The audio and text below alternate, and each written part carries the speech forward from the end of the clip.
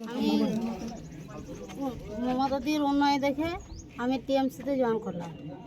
ভোটের আগে বিভিন্ন রাজনৈতিক দল থেকে কর্মী সমর্থকদের দল পরিবর্তনের হিড়িক ইতিমধ্যেই লক্ষ্য করা যাচ্ছে। তবে দলে যোগদান করাকে কেন্দ্র করে বীরভূমের দুবরাজপুরে যে আজব ঘটনা দেখা গেল তা সচরাচর খুব কমই লক্ষ্য করা যায়। কেননা একই যোগদানকারীকে দুই তৃণমূল নেতা দুবার দলে যোগদান করালেন। দুবরাজপুর ব্লকে বালিজুড়ি গ্রাম পঞ্চায়েতের হালসোদ গ্রামের বিজেপির গ্রাম পঞ্চায়েত সদস্যা যমুনা বাগদি সহ বেশ কয়েকটি পরিবার তৃণমূলে যোগদান করেন।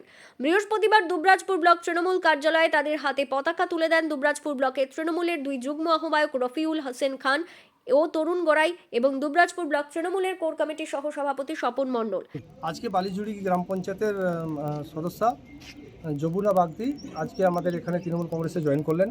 মাননীয় মুখ্যমন্ত্রী মমতা বন্দ্যোপাধ্যায় অনুপ্রেরণায় এবং মমতা বন্দ্যোপাধ্যায়ের যে উন্নয়ন, সেই উন্নয়নের সামিল আজকে ওনারা হতে এসেছেন। তার সঙ্গে আজকে 30টা পরিবার জয়েন করেছেন এবং ওখানকার যে দায়িত্বে ছিলেন বুথের শক্তিকেন্দ্রের প্রমুখ যাই হোক জয়েন করেছেন এবং তার সঙ্গে আমাদের আরও যারা রয়েছে বিজেপি ছেড়ে আজকে সবাই তৃণমূলে জয়েন করেছে। কিন্তু এই যোগদানের পরই বালিজুড়ি গ্রাম পঞ্চায়েতের প্রাক্তন পঞ্চায়েত প্রধান তথা বালিজুড়ি অঞ্চলের আইএনটিটিইউসির অঞ্চল সভাপতি শিব ঠাকুর মণ্ডল দাবি করেন দিন 15 আগেই নাকি তাকে দলে যোগদান করিয়েছেন তিনি। যমুনা বাগদিকে তো আমি আজকে দিন 15 আগেই জয়েন করিয়েছি। ও তো আমার সঙ্গেই থাকতো, আমার সঙ্গেই আছে। ও জয়েনও করে দিয়েছি, আমি তার ছবিও পাঠিয়ে পোস্ট করে দিয়েছি।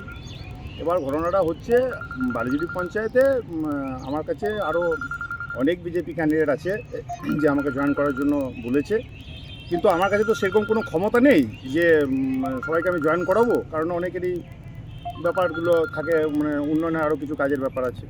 তো ব্যাপার সেই কারণে যেটা জয়েন করাতে পারিনি, তো একজন মেম্বারকে আমি জয়েন করিয়ে দিয়েছি, 15 দিন আগেই জয়েন করে দিয়েছি। এই যমুনা বাগদি আইকি যেটা জয়েন হলো সেটা আমি 15 দিন আগেই জয়েন করে দিয়েছি। কেন এমন ঘটলো কি বলছেন রফিউল হোসেন খান? জানেন, আপনারা তো দেখতে পাচ্ছেন যে আজকে বিজেপিতে কোনো কিছু নেই। বিজেপি এমন একটা দল, সাম্প্রদায়িক দল, ওরা কিন্তু সবসময় মানুষের মধ্যে একটা বিভেদ লাগাবার চেষ্টা করে। সেগুলো ওরা বুঝতে পেরেছে। আজকে মমতা বন্দ্যোপাধ্যায়ের উন্নয়নের সামিল হয়েছেন এবং মমতা বন্দ্যোপাধ্যায়ের উন্নয়ন যেভাবে আজকে চারদিকে ছড়িয়ে গেছে, এমন কোনো এক ব্যক্তি অস্বীকার করতে পারেন না যে আমার বাড়ির মধ্যে তার প্রকল্প একটা নেই। তার জন্য কিন্তু আজকে সবাই দলে দলে দেখবেন, সব বিজেপি বলে দুবরাজপুরে কোনো কিছু থাকবে না, সব তৃণমূলে জয়েন করবেন। কি বক্তব্য শিব ঠাকুর মণ্ডলের? বুঝতে পারছি না, বালিজুড়ি পঞ্চায়েত আমার হাতের মুঠোয়। আমি দুবার প্রধান হয়েছি বালিজুড়ি পঞ্চায়েত। বালিজুড়ি পঞ্চায়েত আমার হাতের মুঠোয়। বালিজুড়ি পঞ্চায়েতে আমি যখন প্রধান ছিলাম তখন বালিজুড়ি পঞ্চায়েত জিতেছিল। বালিজুড়ি পঞ্চায়েত থেকে যখন আমি সরে গেছি তখন থেকে বালিজুড়ি পঞ্চায়েত জমাডোল চলছে। এই পরিস্থিতি দাঁড়িয়েছে। কে কী করছে আমি জানি না, তবে আমাকে যদি সেরকম কোনো ক্ষমতা দেওয়া হয় বা পাওয়ার দেওয়া হয় তাহলে বালিজুড়ি পঞ্চায়েতে বিজেপি বলে কিছু থাকবে না, এটুকু আমি বলতে পারি। এই যে দু জায়গায় জয়েন করলো তৃণমূল, এক সময় আপনি এই ব্যাপারে আমি কোনো মন্তব্য করব না, কিন্তু ওকে আমি জয়েন করে দিয়েছি। না, কোথাও কি দ্বন্দ্ব রয়ে গেল আপনার মধ্যে? না, প্রধানের দায়িত্ব যে বালিজুড়ি পঞ্চায়েতকে জেতানো, সেই কারণের জন্য আমিও তার হাজব্যান্ড হিসাবেও দায়িত্ব। সেই কারণের জন্য আমাকে আইএনটিটিসির অঞ্চল সভাপতি হিসাবে আমাকে দায়িত্ব দিয়েছে দল। সেই কারণের জন্য আমি সেটা করেছি, জয়েন করেছি। আমি জয়েন করেছি, আপনাদেরকে তো সেই ছবি আমি পোস্টও করে দিয়েছি। না, কোথাও কি দ্বন্দ্ব রয়ে গেছে আপনার? না, দ্বন্দ্বের ব্যাপার আমি বলতে পারবো না, দ্বন্দ্ব ব্যাপার কিছু নেই, কিন্তু জয়েন আমি করে দিয়েছি। যমুনা বাগদি বা কি বলতে চাইছেন? আপনি কদিন আগে একবার তৃণমূলের পতাকা ধরেছেন, আবার আজকে পতাকা ধরছেন, ব্যাপারটা বুঝতে পারবেন না। তৃণমূল পতাকা তো ধরেনি না, হতেই পারে। একই পঞ্চায়েত সদস্যকে দুবার দলে যোগদান করানো দুই নেতার হাত ধরে এমন ঘটনা সচরাচর দেখতে না পাওয়ার পরিপ্রেক্ষিতে এই ঘটনায় খোঁচা দিতে ছাড়েননি বিজেপি। দেখুন, আমাদের যে হালসোতের মেম্বার যমুনা বাগদি, এ কয়েকদিন আগেও একবার টাকা নিয়ে শিব ঠাকুরের হাত ধরে জয়েন করেছিল। আবার আজ রফিউল তার ক্ষমতা দেখানোর জন্য আরও কিছু প্রলোভন দিয়ে, আরও কিছু পয়সা দিয়ে তাকে পতাকা ধরিয়েছে। এই কেনা বেচার নোংরা খেলা তৃণমূল আরম্ভ করেছে।